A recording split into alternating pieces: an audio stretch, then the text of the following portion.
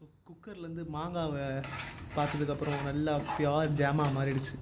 என்ன ஒரு ஜாகரி இல்லை சீனி போட்டோன்னா அது மாங்காய் ஜாம் ஆகிடும். ஆனால் நம்ம பண்ண போகிறது மாங்காய் ஜாம் இல்லை, நம்ம பண்ண போகிறது கருப்பட்டி பாகு. இந்த கருப்பட்டி பாகு முக்கியமான விதையே மாங்காயில் இந்த மாதிரி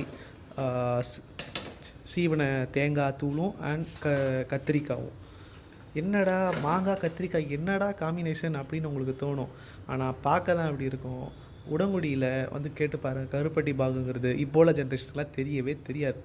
இது வந்து ஆக்சுவலாக இது ஒரு ப்ளூ வேல் மாதிரி, இது ஒரு அழியக்கூடிய ஒரு ரெசிபி, பழைய ஓல்டு ட்ரெடிஷ்னல் ரெசிபி. ஸோ இதை நம்ம காப்பாற்றணுன்னா நம்மளோட யூடியூப் சேனல் மூலமாக தான் காப்பாற்றணுன்னு அப்படின்னு என் தலையில் எழுதியிருக்குன்னு நினைக்கிறேன். ஸோ இதை நல்லா நம்ம மிக்ஸ் பண்ணணும். இது மிக்ஸ் பண்ணிட்டு இந்த கருப்பட்டி இருக்குது பார்த்தீங்களா, இந்த கருப்பட்டியை அப்படியே அதில் மிக்ஸ் பண்ண வேண்டியது தான். ஸோ இது வந்து இந்த தேங்காய் வந்து நல்லா